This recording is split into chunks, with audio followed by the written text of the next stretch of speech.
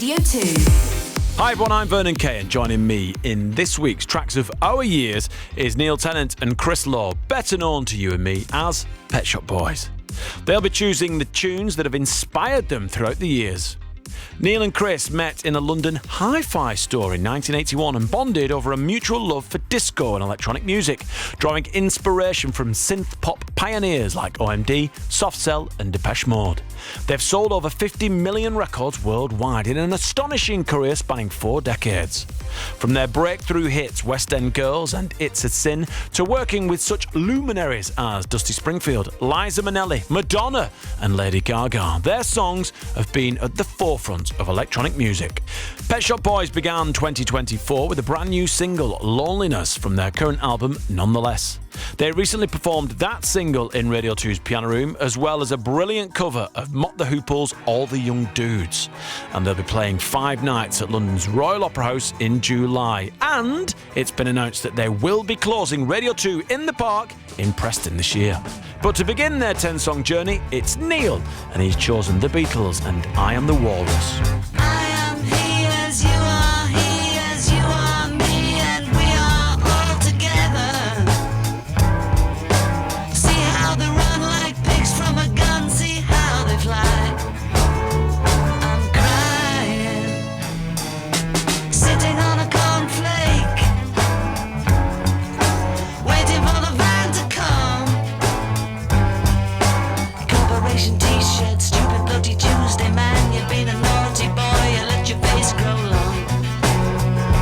I am the Eggman, they are the Eggmen. I am the walrus, cuckoo-cuckoo, Mr. City policeman, sitting pretty little policeman in a row. See how they fly like Lucy in the sky, see how they run. I'm crying, I'm crying,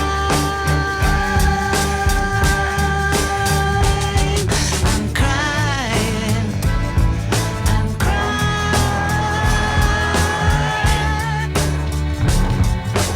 Yellow man of custard, dripping from a dead dog's eye. Grab a lock of fishwife, pornographic priestess. Boy, you've been a naughty girl, you let your knickers down. I am the Eggman, they are the Eggmen. I am the walrus, cuckoo-cuckoo. Why have you picked this? Well, I remember when this record came out, I was probably about 13, and it was like nothing else we'd ever heard. It was actually almost the moment where pop went really, it was already weird, but it went really, really weird. I love the use of the cellos. What are the words about? It's all influenced by Lewis Carroll, I think. And of course, from the sound of this record, ELO made a whole career. This is the record that inspired them. Yeah. And the Beatles as a band, was that something that was always on in the background in your heart? Yeah, I mean, I was of a generation that the first music I ever really got to like was the Beatles in sort of 1963, and I was 8 or 9 years old. And in those days, the Beatles were such an enormous phenomenon. The whole family was interested, everyone was interested in them. And my sister and I were sort of quite obsessive about them. But I mean, as millions of other people were as well. Do you think, because Pet Shop Boys are very visual on stage, do you think there's any element of that visual signature that the Beatles had would have had an impact in your early stage presence? Well, actually, this song, I'm the Walrus, is from the Beatles' extremely weird film, Magical Mystery Tour. Yeah. Which was shown on Boxing Day that Christmas, in Christmas 1967. And that made quite an impact on me because it was so bafflingly strange. I'd never seen an art movie before. And this was definitely an art movie. And it made quite an impact on me. And all the grown-ups really hated it. So that made you sort of defensive about it. I love the fact that you remember which Christmas it was. Well, 1967, the year this record came out, was the year of psychedelia. Yeah. And it was sort of an amazing year for pop music, so that's probably why I remember it. Yeah, nice. All right, Chris, the first track that you've chosen this week is The Supreme, Stop in the Name of Love. Well, one of the first records I remember buying, well, I didn't buy it myself, was I wanted when I was young, was Baby Love by The Supremes. I've always loved Diana Ross's vocal sound. But the reason I've chosen Stop in the Name of Love is because I've always really, really liked this one by the Supremes. And I think I was aware of heartache at a very young age because I've always been drawn to this sort of tragic love life. But it's a weird thing to be aware of that because, I mean, the lyrics to that are quite heartbreaking. And when you're a child, you think, well, how am I connecting to that? But I got to see Diana Ross perform at Wembley Arena once. And go on, tell she was us. absolutely, well, she was just amazing. She had a costume, nearly as many costume changes as Neil during A lot more, during I a think. show, actually. Yeah, slightly more. But every song, she would go off. The band would carry on playing, and then she'd come back on with another outfit. It was a sensation. And the hair, of course. The hair. Yeah. You can understand why Michael Jackson wanted to be her. Yeah. And also, I'd love to have gone to that concert she did, the free concert she did in Central Park. The one Park where it in rained. New York. Yeah, it rained, rained. and she came back and did it the next day instead, I Yeah. think. Yeah. I think she's an amazing performer. But she just And carried singer. on through the rain, and people say it's one of the most pivotal moments in popular music when she just carried on. There's a documentary about it, I think. Yeah. Yeah. There's a huge section on it in the Andy Warhol Diaries. That's right. documentary. Yeah, there is. Yeah, and of course it's in the diaries, obviously. Yeah. Yeah, because he went, didn't he? He went. Yeah, Yeah. both days. And yeah. then I think there's a little bit on it in the Studio 54 documentary because Which I've she not was a watched. regular. Oh, you've got to watch. No, I know. I've actually got it bookmarked on some television channel, Yeah. which could even be the BBC iPlayer, because it's fascinating, that era. Yeah, it really is. And two contrasting types of music, I guess, the Beatles and the Supremes to kick off the week. Although both 60s. Yeah, very good. Very Well, we've good. sort of gone chronological, haven't we? We sort of gone. Actually, we sort of have gone Kind of. chronological. Yeah, you're right. You're Lovely. right. In the name of love, before you break my heart.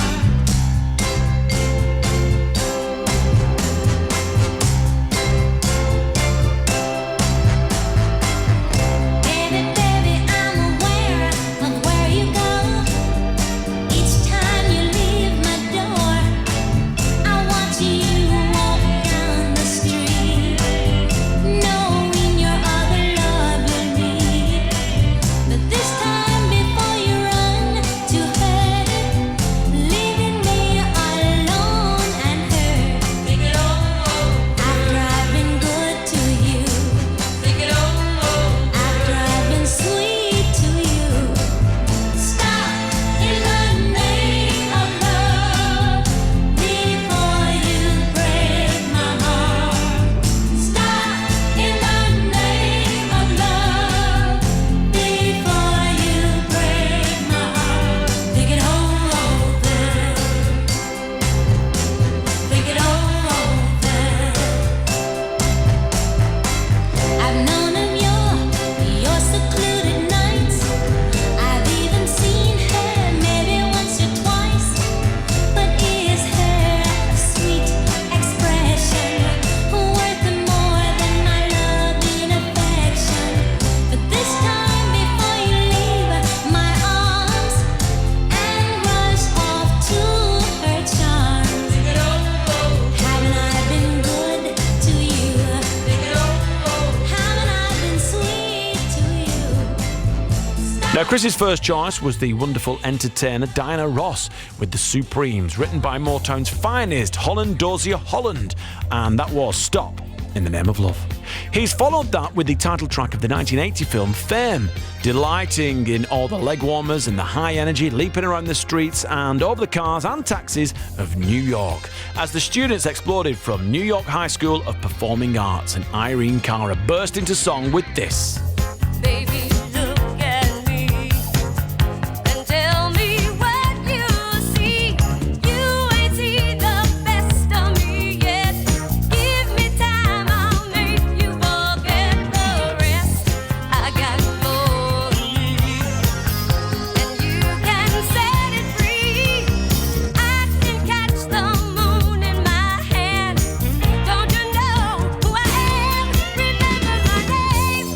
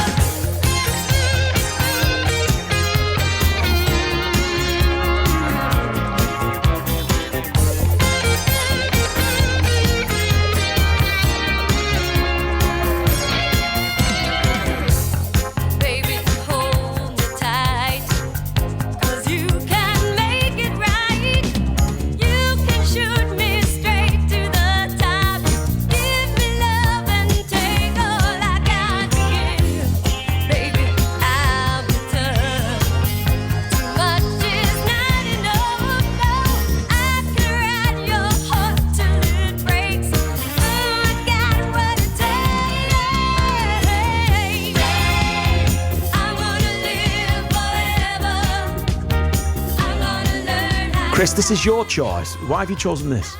Well, Well, I really like it, obviously, but me and my sister used to watch Fame every week, and I loved the way that all the people from the dance studio would run into the street in Manhattan and start jumping over cars and singing this song.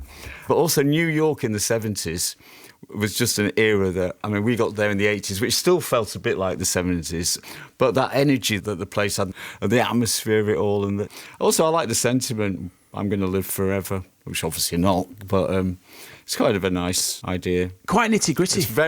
It was nitty-gritty as well, wasn't it? Some big storylines in Fame. If you, from what I can recall, it's always emotional. Something always deeply emotional happened to someone. Yeah, and then before was they the went bloke into always had class. to write a song about it. Yeah, yeah, And then there was exactly. the kids from Fame. Yeah, there was. Yeah, Big, when I was at Smash Hits, Fame and then the kids from Fame was a huge thing with the readers. It's interesting as well, this record, because you think the song's going to start, it suddenly goes into a guitar solo. it's got a real good. Yeah. I'm going to say it. Driving bass line in this track as well. Yeah. Yeah, which well, I really it's like. early Euphoria, this. When you guys were milling around in the record shop when you first met, what kind of music were you looking for? Actually, it was an electronic shop, not a record Electronic shop, sorry. I was having a lead made. Oh, really? Yes. When we met, there was a smell of welding. Oh, really? Because there was a guy went. Wouldn't happen now. There was a guy went round the back and welded. I had a jack plug that I needed to go into the two little prongs to go into my stereo system, and he made it for me. So there was the smell of welding. And what were you doing, Chris? Loitering. Chris worked very close by, actually. Just milling around. Yeah. It's quite a pivotal moment in British popular music history. Yes, that. we weren't aware of that at the time. No, I know. Well, I imagine you Yes, no, weren't. quite. But you had an equal passion for music, I would imagine. Yeah, different. Well, as you can see during this Tracks of Our Years series, yeah, we like the same things and we also like very different things. But at that time when we met, 1981, we both liked a single by Soft Cell called Bedsitter, and we both liked a single by OMD called Souvenir. And so, yeah, we talked about electronic music. And of course, I was having this lead made for a synthesizer I just bought, which I knew nothing about really. But I bought it with some money I'd saved, and I was quite excited to. And at the time, Neil, move into that. were you doing journalism? At the time, I worked for a company called ITV Books, and we did TV tie-ins and with Thames Television and other things. And also at this point, I did a sort of brochure, really, souvenir thing with Madness for their film Take It or Leave It. Did you really? And that's how I ended up at Smash Hits, because I got the designer of Smash Hits to design it for us. And a friend of mine, a photographer called Eric Watson, did the pictures of Madness. And we both ended up working at Smash Hits after that. And then, Chris, what were you doing at the time? You doing your year? Oh yes, sorry. I was at Liverpool University doing architecture, but I was doing a year working in an architect's office as part of the course, and I was actually working just on. Actually, it was a really beautiful office. It was on Cheney Walk, and it was a Voisey interior. It's absolutely beautiful, and so I was just living around the corner from Neil and working around the corner. But it was part of the architecture course. And I'm intrigued now. So, at what point in this relationship did you say, "Let's make some music"?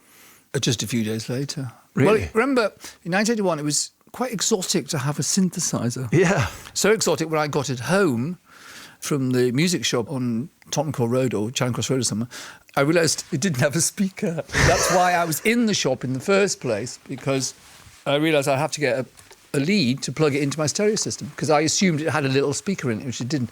A Korg MS-10 it was called. And so a few days later, we actually met for a drink, and Chris lived around the corner, and then he came up to my flat and started playing the synthesizer. Because then I realised Chris was a keyboard player, good keyboard player, and that was It was that, really. monophonic. You can only play with one finger. Yeah, I bet you didn't know that when you bought it. I didn't know that either. I thought, oh, you can't play a chord on it. Actually, I was starting to wonder what the point of it was, to be honest. But no, we started.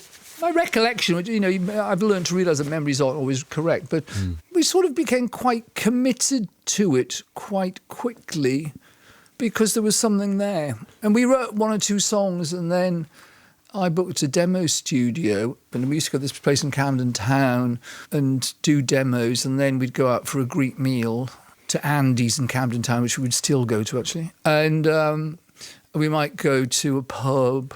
There was a famous Black Cat pub in those days. Actually, it still exists, I think, where they used to have a drag show, which was quite amusing. And we might walk into the West End. We used to do a lot of walking, still do, around London, which is where West End Girls comes from. it was an exciting time. And then I got the job at Smash Hits not long afterwards. Because from my perspective, being at school and stuff, you arrived. Yeah, we Pet Shop did, Boys yeah. arrived. It's like, bang, Pet Shop Boys, done. And there was no gradual build-up. It felt like, looking back. No, to be honest, it felt like that for us. Oh, really? Well, we made a record in 1983 and it was released the following year. It wasn't a hit. And then it sort of was a hit in some countries. And we got a manager and I left work and Chris never started to work. And Lay about. and we sort of arrived fully formed in that respect. It was like our first proper gig in London was at Wembley Arena, the first of 3 nights. Well, we did a little thing at the Fridge. In We used to do Brixton. things like PAs where we'd mime to 2 songs or something like that. And in Brixton we did 5 songs. But this is the first proper full-length gig. Oh, we did the ICA. I played a trombone. Yeah, 3 Our manager songs, was just 3 songs. he was incensed by that. It was wasn't totally he? incensed that you He was were- Wow. like- Yes. Actually, it wasn't cool, was it? Well, I thought it was. I thought it was cool. Anyway. Neil, your second track of the week is The Temptations. Papa Was a Rolling Stone. This is the first 12-inch record I can ever remember. We used to go to this gay club, and this is when I lived in Tottenham. I was about 18 years old, and I had dyed red hair. And we used to get the Victoria line from Seven Sisters, get off at Oxford Circus, and go to this club on Neal Street. Anyway, and it was very glamorous and expensive. We could afford to buy 1 half of lager the whole evening. But the music system was great, had a sort of light-up dance floor. Everyone was dressed very fashion-y. And I remember probably even the first time we went, actually. I knew Papa's Rolling Stones, it was a hit record, but I didn't know there was like an 18-minute version of it or something. And I'm not expecting you to play that now, but hello, it's a thought. You never know. And I just remember thinking how brilliant it sounded. The Temptations worked with this amazing producer called Norman Whitfield, who before this had sort of invented psychedelic soul. And then this is a bit more stripped back, but it has an amazing sound. Of course, the Temptations have got great voices. Yeah, fab. And of course, it tells a story. It was the 3rd of September. That day I'll always remember. Yes, I will. 'Cause that was the day that my daddy died. I never got a chance to see him. Never heard nothing but bad things about him. Mama, I'm depending on you to tell me the truth. Mama just hung her head and said, son, Papa was a rolling stone. Wherever he laid his hat was his home. And when he died, All he left us was alone. Oh, Papa was a rolling stone, my son, yeah. Wherever he laid his hat was his home. and when he died, All he left us was alone.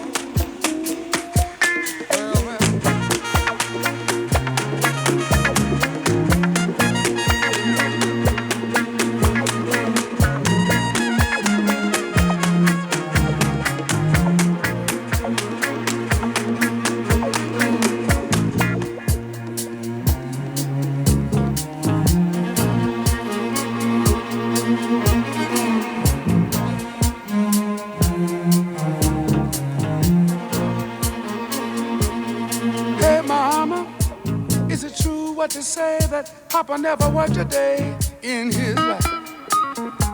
And mama, some bad talk going around town saying that Papa had 3 outside children and another wife. And that ain't right. Heard some talk about Papa doing some storefront preaching, talking about saving souls and all the time leeching, dealing in that and stealing in the name of the Lord. Mama just hung her head and said, Papa was a rolling stone. Now, that was a different style picked by Neil. He first heard the lengthy dance version in a club. It's The Temptations and Papa Was a Rolling Stone, co-written and produced by Norman Whitfield. I'm Vernon Kay, and you're listening to Tracks of Our Years by Neil Tennant and Chris Law. Well, Neil's next pick was an unlikely choice for a Pet Shop Boys encore. They covered this. It's Do Anything You Want to Do by Eddie and the Hot Rods. Gonna break out of this city, leave the people here behind. Searching for adventure is the type of life to find.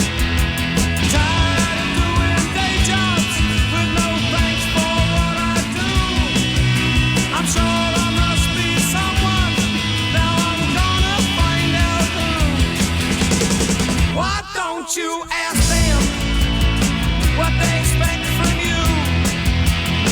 Why don't you tell them what you are gonna do? You'll get so lonely. Maybe it's better that way. It ain't you only.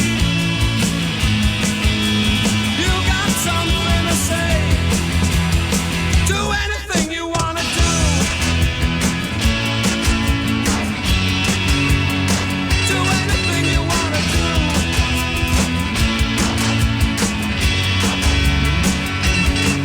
Don't need no politician. Tell me things I shouldn't be.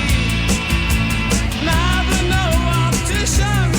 Tell me what I ought to see. No one tells you nothing, even when you know they know.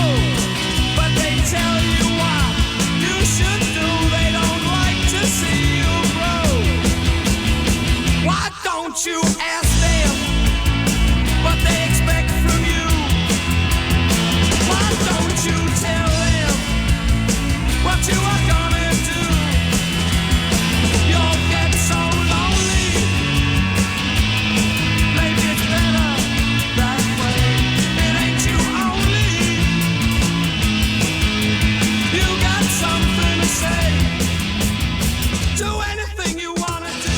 Why have you chosen this? Well, we're now in sort of the beginning of punk. So I'm living in Knightsbridge in a sort of bed city thing. And work-wise, what are you doing? Work-wise, I'm working for Marvel Comics as the London editor.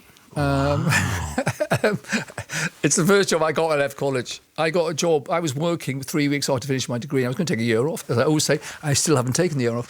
And a friend of mine who was a mature student, she'd been a journalist, she used to get the UK Press Gazette, and she said, I didn't know what I wanted to do, by the way, and she said, you know, that's the sort of thing, if you wanted to work in journalism, that would be a good starting point. And it said, production editor required for Marvel Comics. I went in, they offered me the job. This was actually, it was even 2 weeks after I finished my degree. And I was like knocked in a way. And, but it was fun, you know, and I met Stan Lee several times. I organised 2 promos. Stanley who? Stan Lee, the famous... Bit of bum. we needed the drum to go boom, boom. Yeah.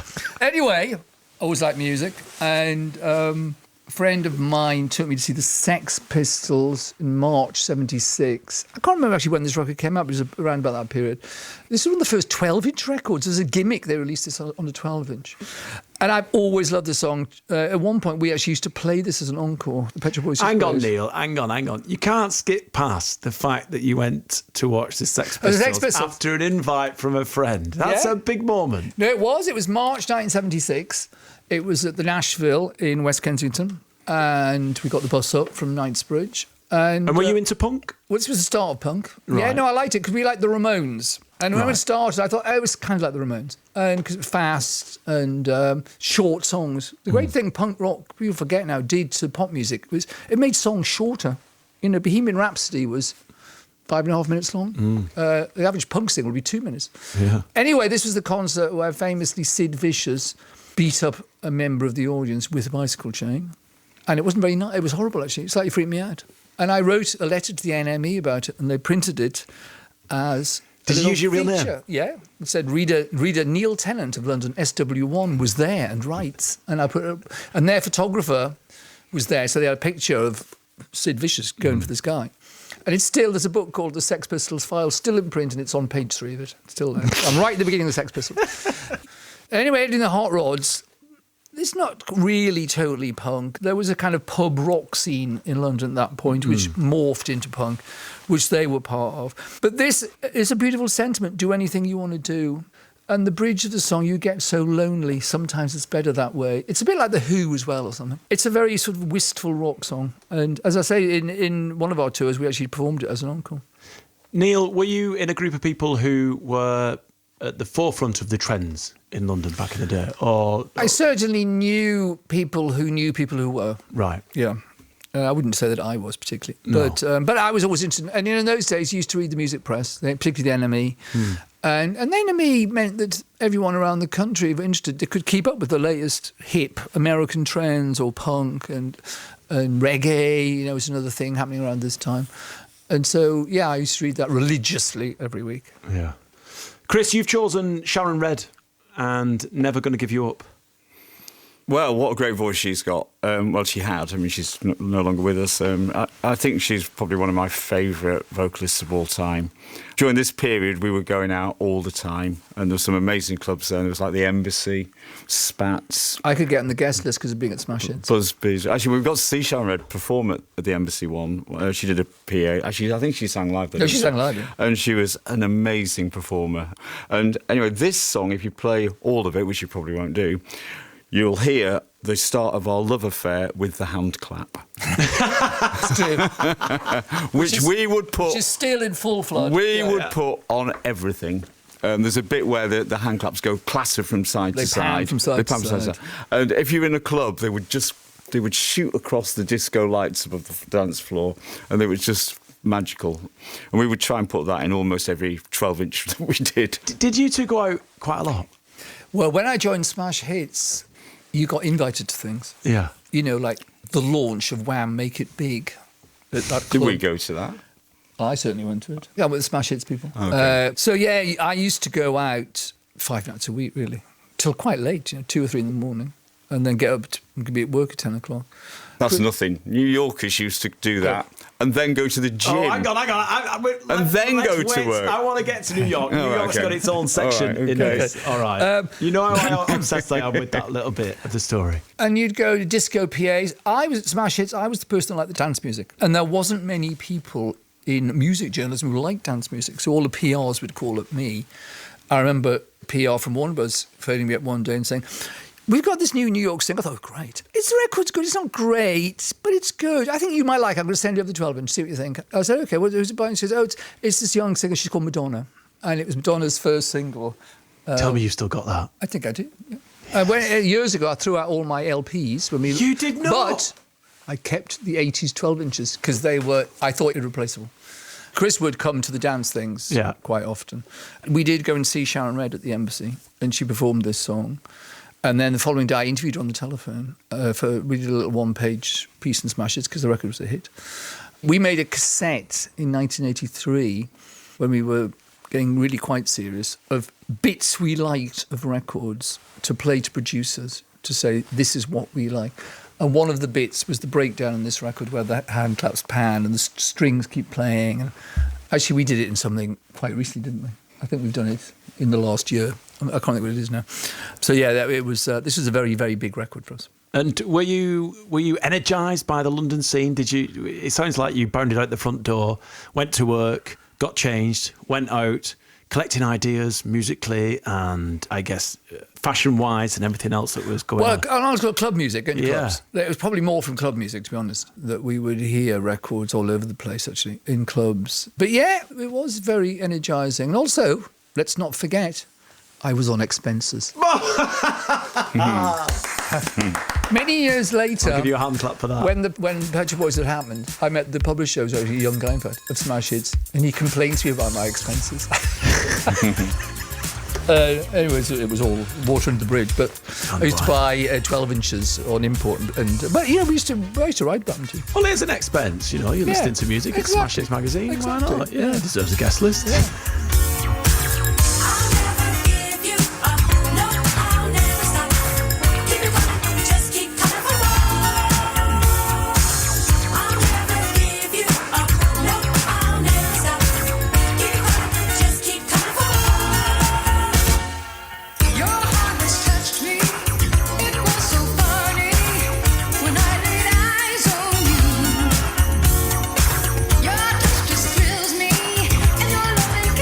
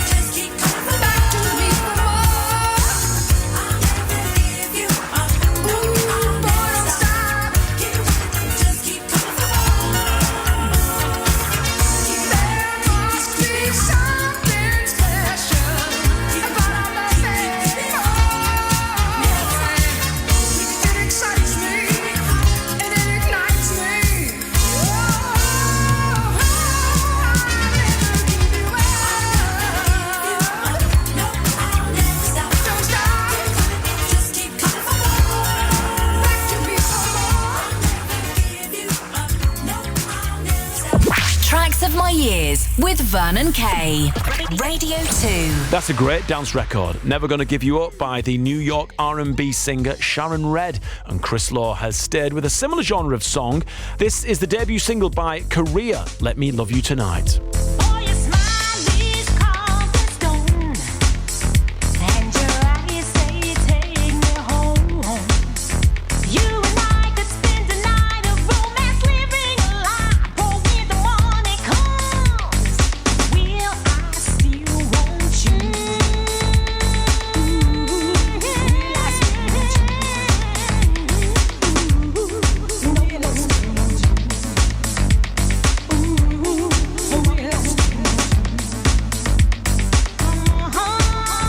You can dance to my heart, but I know that's not the fire that you want to steal away.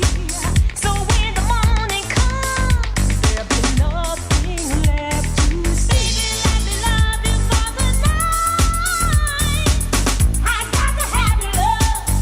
I really need it now. Baby, let me love you for the night.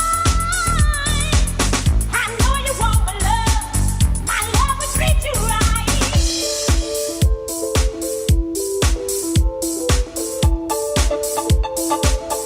You know I want you, boy.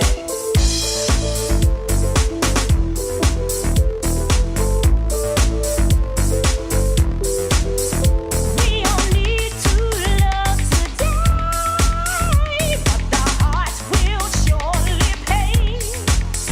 'Cause the moment that our loving kisses and reaches the stars, you say goodbye to me, and then nothing will remain. Well, this really is the late 80s. Actually, it was probably the happiest I ever was, actually, during this period. Raving and Misbehaving. Yeah, and it was, it was such a great time. The music, though, was just... Everything was new and exciting and inventive, like nothing you'd heard before. It was the past, again, had been sent into the bin as far as I was concerned, and this was the future. Well, everything was absolutely great. And anyway, this was a song that I always used to love. I used to play it normally at the beginning of the night, and it's got a fantastic... It's just simple bass line, vocal, but it just has great... It has a lot of emotion to it. So a lot of people are going to absolutely fall in love with this track whilst it's playing because it'll bring back so many memories. It's a huge tune. Well, actually, just thinking about it now, I got a tingle down my neck.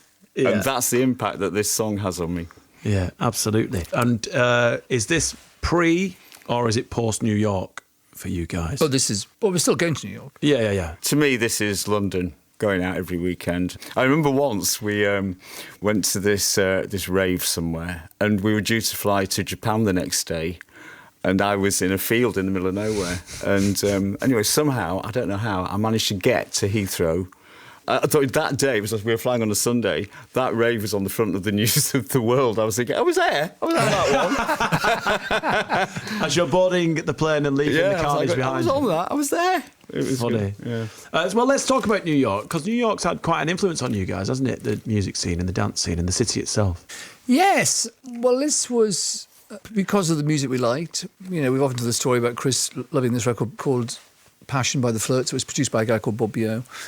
And then I was at Smash Hits, and we got to like a lot of his records. And indeed, the staff of Smash Hits got to like his records because I was in charge of the record player at Smash Hits, so I used to play his records all day long.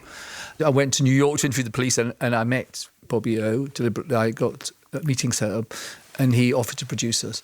And so in 1983, Chris and I went back to New York, and Chris for the first time in New York, and we recorded with Bobby O. And we were there for a week and a half, I think, and wandering around, staying in a flat on Broadway, and that's where we went to the Paradise Garage. Tell us what that was like, please. Well, New York then was a bit scary. Totally scary. And so going to a club then, you thought, oh, God, it was a bit nerve-wracking in a way. Sketchy. Yeah. Right. And anyway, the Paradise Garage, the entrance to it was a ramp, and then you had to sort of blag your way in a bit. But I think being English often used to help with these things. Yeah. But then you got in there, and the first thing you noticed was there was no paying bar. There was just a rather infamous bowl sort of punch thing. Yeah. But anyway, the main thing about the club was the sound was incredible. The bass, just you felt the bass rather than hit. I mean, it just used to come up through the floor, and the music was incredible. But apart from the Paradise Garage, I think my favourite club was the Funhouse, which was where Jelly Bean Benitez used to DJ, and it was full of Latinos all going crazy, dancing on the podiums, and the energy in there was just amazing. Madonna would hang out in the DJ booth with Jelly Bean. She was going out with him, and the energy. But you know, New York for a very long time had great clubs going right way through to Sound Factory Bar, Twilo, all of those clubs, and you would always go to New York, and you couldn't wait to go to the club. And a lot of them in the meatpacking district, which was, you know, you'd come out there in the middle of the early morning, and you'd be, you know, it just had this energy to it. And sadly, all that's really gone now. There's just a few clubs in Brooklyn that I'm aware of. I mean, I might have lost touch with it now, but it was a very exciting time to go club in New York. Sounds like it. And of course, it's where we first recorded. Original West End Girls. We were recording in the studios, Unique Studios, and Arthur Baker, famous producer, was recording with Planet Patrol in the studio next door. And you really felt you were in the epicentre, didn't you? It was and we got exciting. Frankie Knuckles to remix a B-side of ours. What was it? I Want a Dog. I Want a Dog, which was out. Where did he do that again? He did that in Jersey City. Yeah. He had a So we studio got out to there. work with our first encounter with Frankie Knuckles. Nice guy? Lovely guy. Really nice, yeah. Wow. The godfather of house, really. Yeah. It was a great period, though, because it was scary. You used to get on the plane on the way back and think, I've survived another trip. As it happened, I ended up spending the autumn of that year in New York because we launched the American Smash Hits. And so I got really used to New York. And then me and the woman who came over with me, Kimberly Leston, who was the designer, we used to go out every night. And we'd go out at 11 o'clock at night and get a taxi downtown to the Pyramid, which was on Avenue A, which was beyond scary in those days. And you go bumping down the avenues of the potholes, and it was very exciting. Neil, you've chosen David Bowie, and this is not America. This is from sort of mid-'80s. I'm still at Smash Hits. David Bowie released this, it just become huge with his Let's Dance and all that stuff, recorded in New York. And then he suddenly put out this single from a film. It's with the Pat Metheny group, so that they're sort of jazz. He's a jazz player, Pat Metheny. And I've always loved, I think it's one of his best songs, and one of his defining David Bowie kind of mid-period vocals. It reminds me, though, we used to go to the printers in Peterborough, the EMAP printers in Peterborough, and it reminds me of Mark Ellen, who was the editor there, and me sitting checking proofs, and this came on Radio 1, and we were both trying to see who could do the best David Bowie imitation. A little piece of me and a little piece of you. Actually, it always reminds me of that specific moment. So actually, it's a Smash Hits memory for me, this. And do you ever meet and hang out with David Bowie? We made a record with him. Oh, yes, you did. Yes. Yeah, we didn't meet David Bowie till really quite late. I went to see his 1995 tour in Wembley Arena. And there was a thing afterwards, and I got to meet him. Actually, there's a picture of me meeting David Bowie then, and I looked completely thrilled. It's an unbelievable expression on my face. And we ended up mixing his song, sort of doing a different version of it, actually, Hello Space Boy. So we were on Top of the Pops with him, and the Brits Awards with him. And it was a short period, but it was sort of quite exciting, being on Top of the Pops with David Bowie. Yeah, it's a moment, isn't it? And then Did we not do the Brit Awards with him? We did, yeah. We did at the same time. But then we didn't see him. There was the odd contact. We didn't see him for over 10 years before he died. A huge influence. This is not America. Sha-la-la-la-la. Little piece of you, a little piece in me will die. This is not a miracle, for this is not America. Blossom fails to bloom this season. Promise not to stay too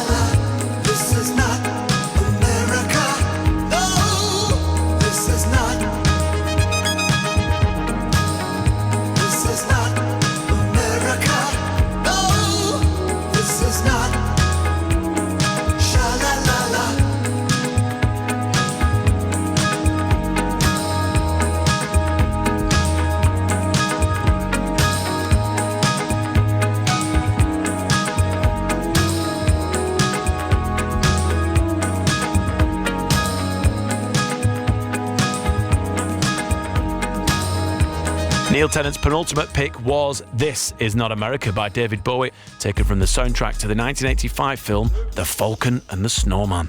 And now Neil's final choice is Massive Attack and Unfinished Sympathy.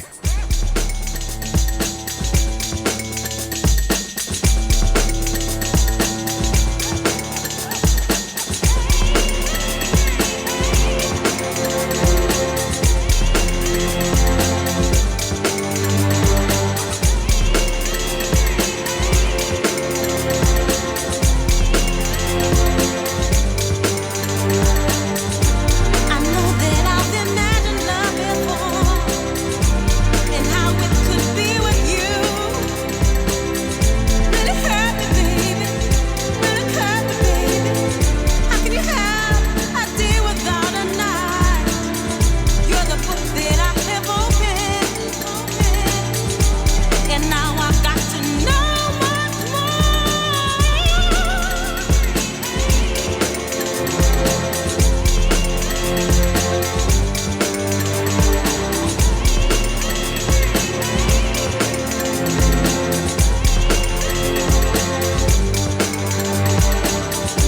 The curiousness of your potential kiss stuck my mind and body aching. Really hurt me, baby. Really hurt me, baby. How can you have a day without a night? You're the book that I have opened, and now I've got to know much more.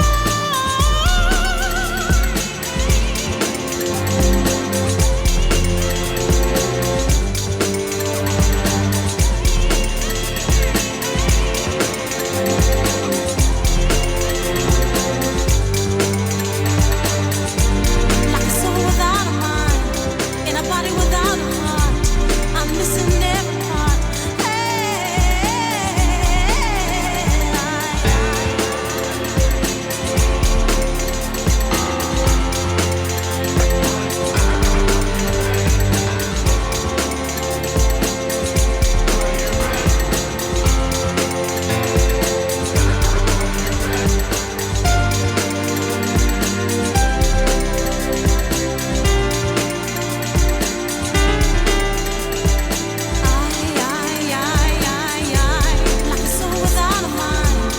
in a body without a heart. I'm missing every part. Like a soul without a mind, in a body without a heart. I'm missing every part. Like a soul without a mind, in a body without a heart. I'm missing every part. It's Friday, it's your last two tracks. Neil, you've picked Massive Attack, Unfinished Sympathy. I would have expected Chris to have chosen this, so you're kind of... Well, I did tell Neil about this record. You did, yeah. you Right, did. there I you remember. I remember you had it on a cassette. Yeah, and we were Neil, driving. you've got to hear this. We were driving in this. What's interesting about this record is, well, there's many things interesting about it, but Chris heard it as a rave record. You'd heard it in a field somewhere. Yeah, there was also was it Paul Oakenfold remix of it? And anyway, of course, I've always loved strings with pop music, strings and electronics, and it's a really unusual song. Her vocal, Shara Nelson, she called, is brilliant. There was the video. Still is the video for walking down the street in a bad mood. I just thought when Chris played to me in his car, I just thought it was amazingly beautiful. And it's a record I've, lived with ever since, to be honest. It's one of those. It seems to be one of those tracks that stops you in whatever you're doing. You just kind of stop for a moment and then take it in and realise, oh yeah, it's that one. It's And got you real go again. magic about it. I love music that seems to have magic by which it's sort of more than the sum of its parts. I was completely knocked out by this when he played it to me, and I bought the 12-inch, and of course it was a big hit. Trevor Horn re-recorded it with Tina Turner. But it also there's something slightly messy about it. It's not all sort of nailed down precisely. The lyrics are great, aren't they? The lyrics you are really amazing. hurt me, but you really... Okay, it's so emotionally charged. Yeah. And the strings sound fantastic. I once was walking down the street, actually, and the guy came up to me and he said, Neil, I arranged the strings on the Massive Attack record. The album, nonetheless, is out now, and you guys are planning 5 very special nights at London's Royal Opera House in July. Sold out. Sold out, yes. Which is awesome. When you prepare a show, how long is it in the making? Well, this show is called Dream World. We started preparing it at the end of 2019, little knowing the COVID thing was going to happen. And then it was all postponed till 2022. We had it all planned. Then it was in sort of in mothballs. And then what was good, but after that we came back, we simplified it. So when I say we worked with a designer called Tom Scott, who's since then done the production of Cabaret in the West End, that's now in New York, in fact. And we came back and went through it with him, and we simplified it, and I think he improved it by doing that. We worked with 3 musicians who are all really talented, who we worked with on a previous tour. We love working with them, and they bring a really great feel and energy to the show.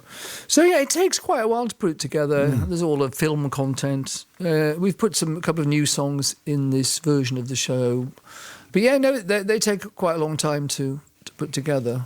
We like them to sort of flow really well. We work with Stuart Price on the music, and one song flows into another one. It's an experience more than a concert, isn't it? Pet Shop Boys show. It's both, yeah. It's both. It is a concert, but it's and then putting this show, which is designed for arenas and festivals, into the Royal Opera House is brilliant because it's such a contrast to what's normally on there.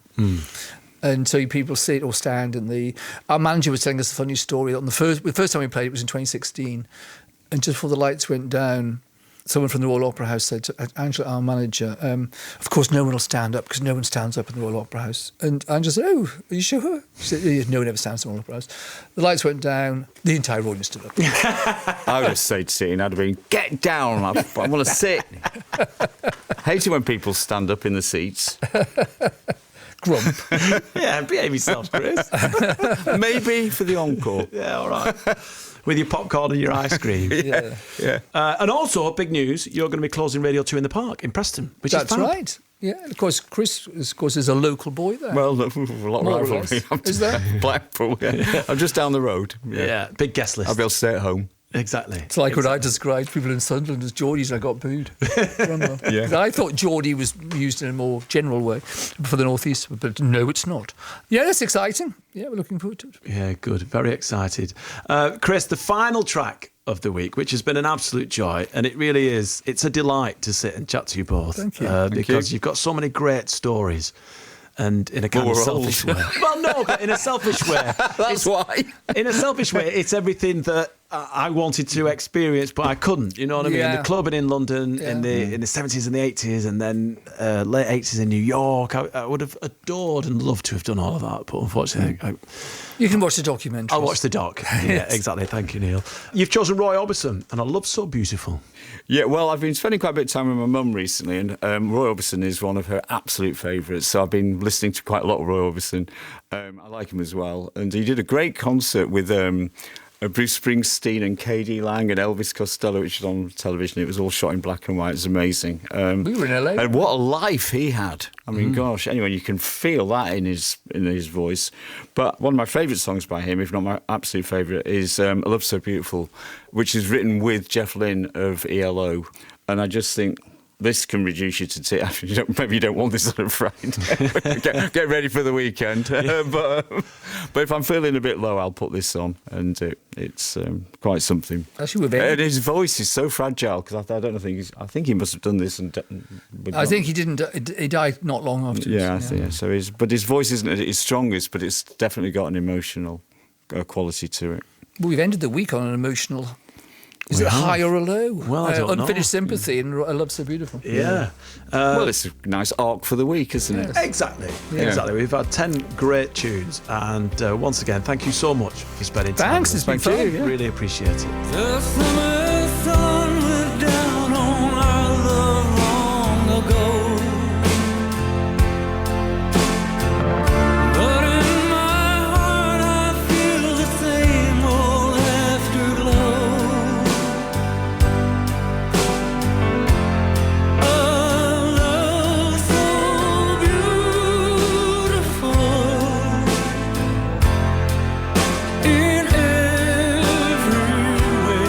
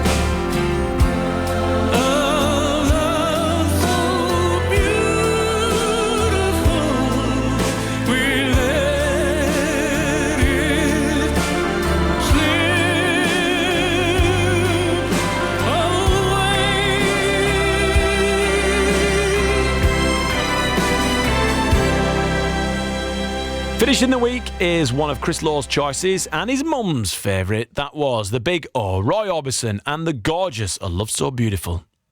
Hey, my thanks to Pet Shop Boys, Neil and Chris, for taking us on the 10-song musical journey, and the best of luck for their latest album nonetheless, their 5 nights at the Royal Opera House, all their festival and arena shows throughout summer, and of course, most excitingly, they are closing Radio 2 in the Park in Preston on Sunday the 8th of September. We will see you there.